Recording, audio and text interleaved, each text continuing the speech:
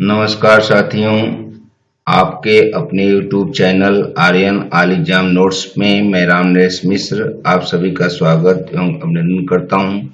दोस्तों, आज मैं आप सभी के लिए शिक्षक पात्रता परीक्षा हेतु बाल विकास एवं शिक्षा शास्त्र से जुड़े 30 महत्वपूर्ण प्रश्नों को लेकर आया हूं, जो विभिन्न प्रकार की परीक्षाओं के लिए भी बहुत महत्वपूर्ण हैं। तो आइए हम सब इसका अवलोकन करें, और जो भाई हमारे इस चैनल पर नए हैं वे इस चैनल को सब्सक्राइब कर लें, अपने दोस्तों में शेयर करें, बेल आइकन की घंटी दबा दें, लाइक करें। तो आपका ज़्यादा समय न गंवाते हुए आइए हम अपने वीडियो की शुरुआत करते हैं।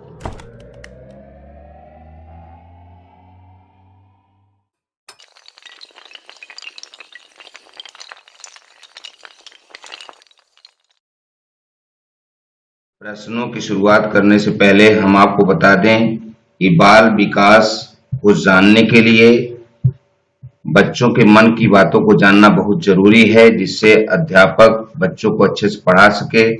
इसी कारण से प्रत्येक शिक्षक पात्रता परीक्षा में बाल विकास से जुड़े बहुत महत्वपूर्ण प्रश्न पूछे जाते हैं और हर वर्ष अच्छे अच्छे चुनिंदा प्रश्न दिए जाते हैं।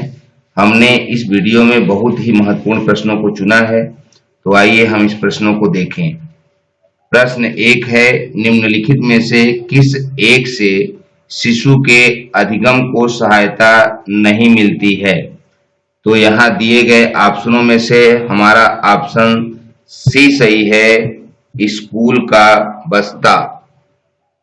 अधिगम अर्थात सीखना एक ऐसी प्रक्रिया है जिसके द्वारा अनुभूति या अभ्यास के फलस्वरूप व्यवहार में अपेक्षाकृत अस्थायी परिवर्तन होता है। अनुकरण, अभिप्रेरणा तथा पुरस्कार के माध्यम से शिशु को अधिगम में सहायता मिलती है। प्रश्न 2, स्व केंद्रित अवस्था होती है बालक के ऑप्शन ए जन्म से 2 वर्ष तक, बी 3 से 6 वर्ष तक, सी 7 वर्ष से किशोरावस्था का, डी किशोरावस्था में। तो यहाँ दिए गए ऑप्शनों में हमारा ऑप्शन बी सही है, 3 से 6 वर्ष तक। दोस्तों, 3 से 6 वर्ष तक की अवस्था को पूर्व बाल्यावस्था कहा जाता है। इस अवस्था में बालक अपने सुखों की प्राप्ति हेतु तत्पर रहता है, इसलिए ही इस अवस्था को स्व केंद्रित अवस्था भी कहा जाता है।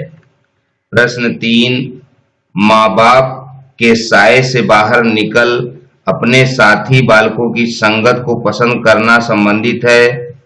ऑप्शन ए किशोरावस्था से, बी पूर्व किशोरावस्था से, सी उत्तर बाल्यावस्था से, डी शैशवावस्था से। तो यहाँ दिया गया ऑप्शन बी सही है, पूर्व किशोरावस्था से। पूर्व किशोरावस्था में बालक माता पिता से हटकर एक सांवेगिक स्वतंत्रता कायम करना चाहता है। इसी कारण इस अवस्था में बालक अपने साथी बालकों की संगत को अन्य की तुलना में अधिक पसंद करने लगता है। प्रश्न 4, सीखने का प्राथमिक मूलभूत नियम संबंधित है। तो यहाँ दिए गए ऑप्शनों में से हमारा ऑप्शन डी सही है, तत्परता से।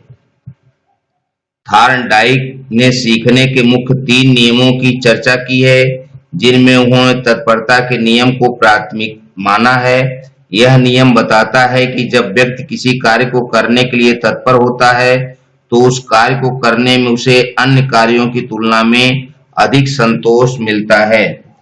प्रश्न 5, मानसिक परिपक्वता की ऊंचाई को छूने के लिए प्रयत्नरत रहना संबंधित है। तो यहाँ दिए गए ऑप्शनों में हमारा ऑप्शन ए सही है, किशोरावस्था से।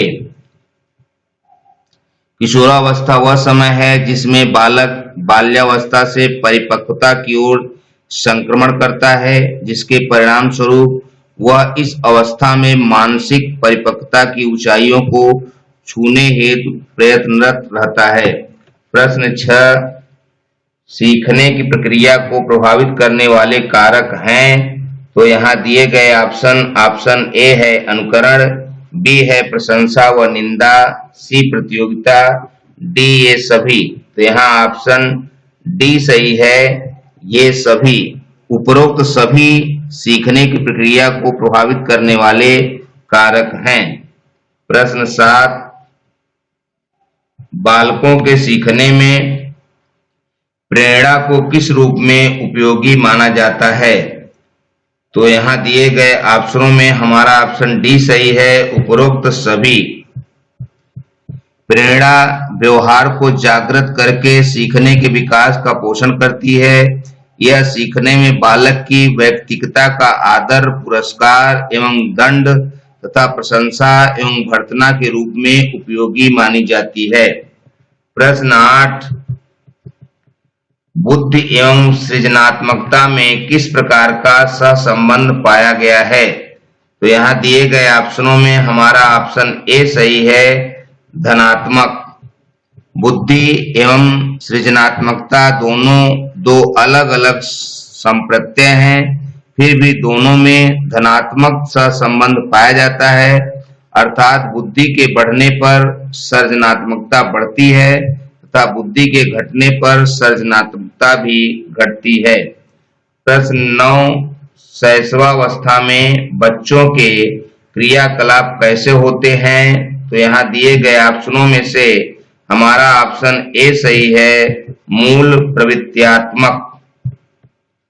शैशवावस्था में शिशु के अधिकांश व्यवहार का आधार उसकी मूल प्रवृत्तियां होती हैं। जैसे यदि उसको किसी बात पर क्रोध आता है तो वह उसको वाणी या क्रिया द्वारा व्यक्त करता है। प्रश्न 10, निम्नलिखित में से किस समूह के बच्चों को समायोजन की समस्या होती है? तो यहाँ दिए गए ऑप्शन में हमारा ऑप्शन डी सही है। कुशाग्र बुद्धि के बच्चे। कुशाग्र बुद्धि के बच्चों को समायोजन की समस्या रहती है। ऐसे बच्चों के लिए शिक्षा का सफल कार्यक्रम वही हो सकता है जिसका उद्देश्य उनकी विभिन्न योग्यताओं का विकास करना हो। प्रश्न 11, विकास का वही संबंध परिपक्वता से है जो उद्दीपन का रिक्त स्थान से है। तो यहाँ दिए गए ऑप्शनों में हमारा ऑप्शन बी सही है। प्रतिक्रिया। विकास का जो संबंध परिपक्वता से है, ठीक वैसा ही संबंध उद्दीपक का प्रतिक्रिया से है। प्रश्न 12, पियाजे मुख्यतः रिक्त स्थान के क्षेत्र में योगदान के लिए जाने जाते हैं। तो यहाँ दिए गए ऑप्शनों में हमारा ऑप्शन बी सही है। ज्ञानात्मक विकास। बालकों के ज्ञानात्मक विकास के क्षेत्र में जीन पियाजे का योगदान विशिष्ट है। उन्होंने बालकों के ज्ञानात्मक विकास का अध्ययन अपने सिद्धांत में 4 अवस्थाओं में रखकर किया है।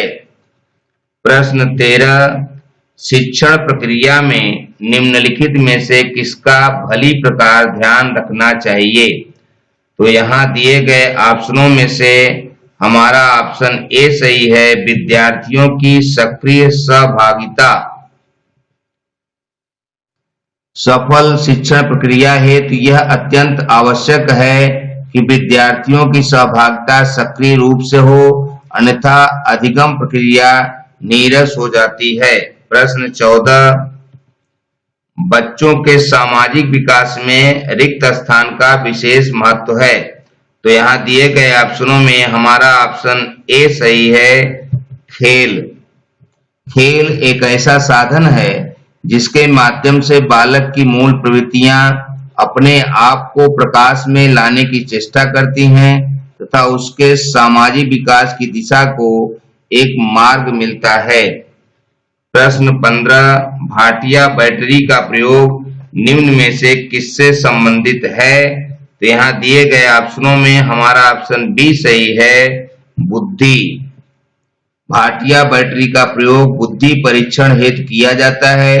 इसका निर्माण C.M. भाटिया द्वारा वर्ष 1955 में किया गया था।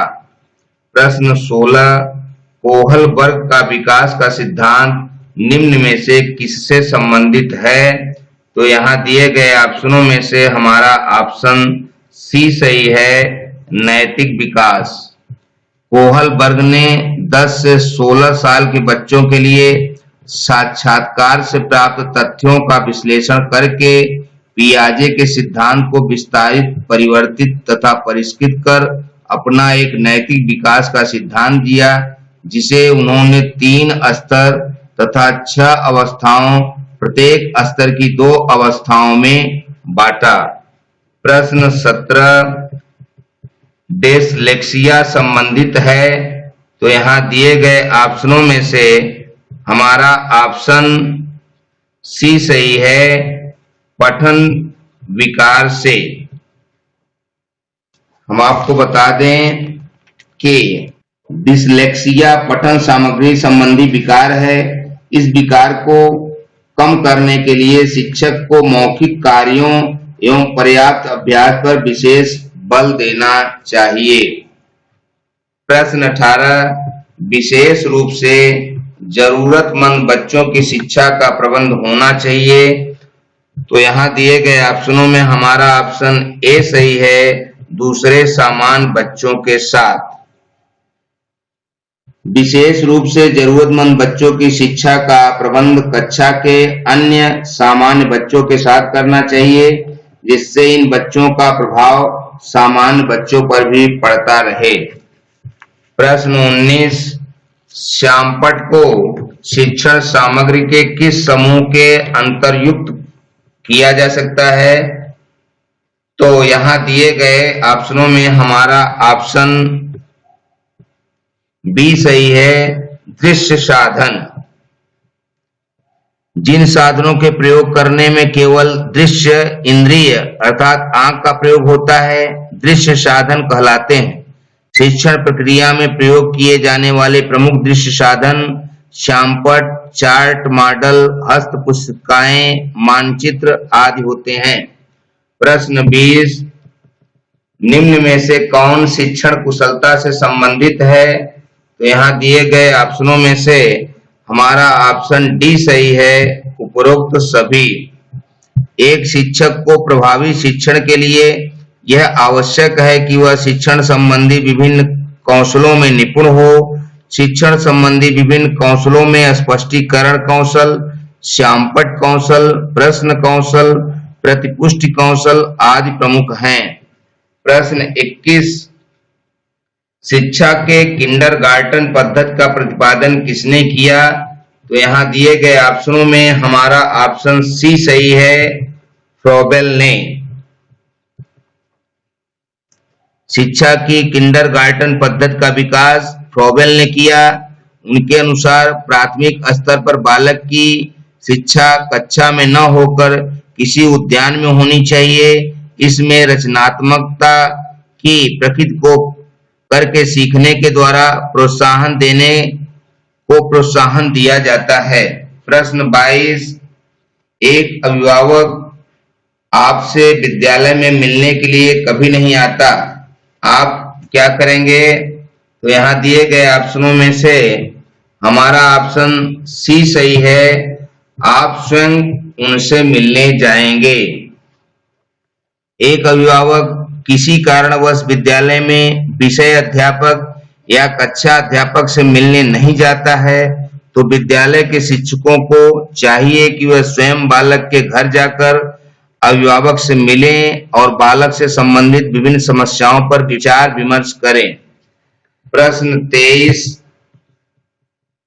असंगठित घर से आने वाला बच्चा सबसे अधिक कठिनाई का अनुभव करेगा, तो यहाँ दिए गए ऑप्शनों में से हमारा ऑप्शन डी सही है, स्वतंत्र अध्ययन में।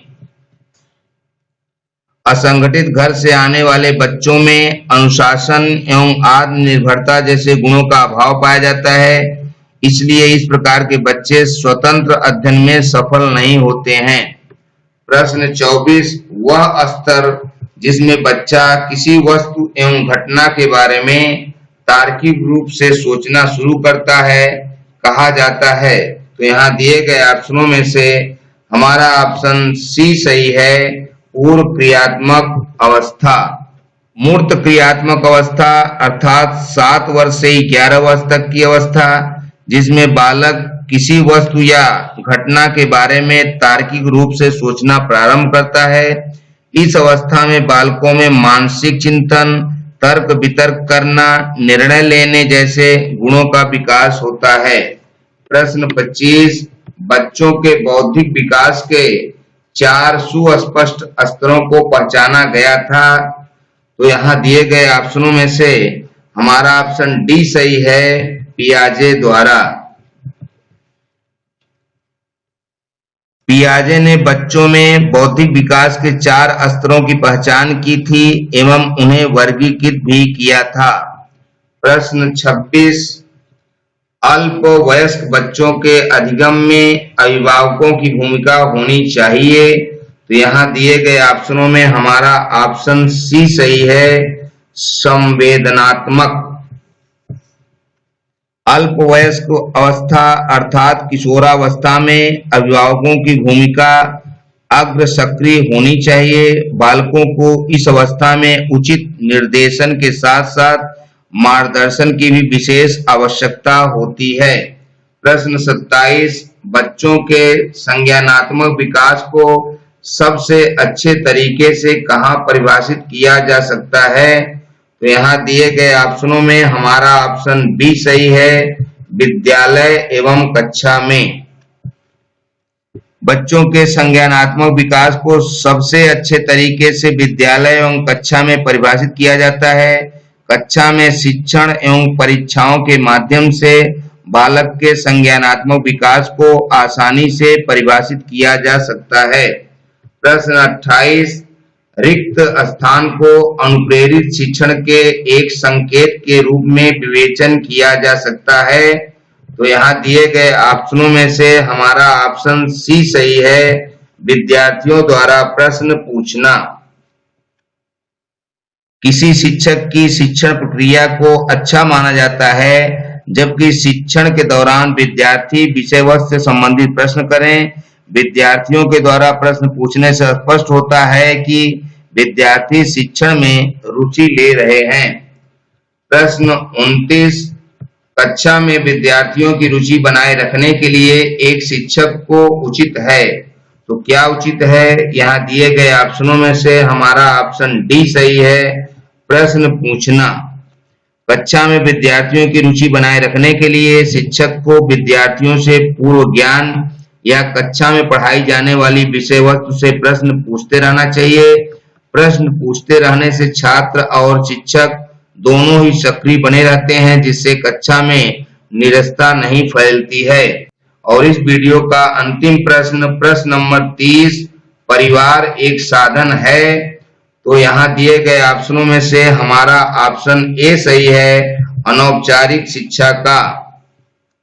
परिवार को बालक की प्रारंभिक पाठशाला माना जाता है। परिवार से प्राप्त अनौपचारिक शिक्षा से ही बालक में विभिन्न सामाजिक नैतिक गुणों का विकास संभव है।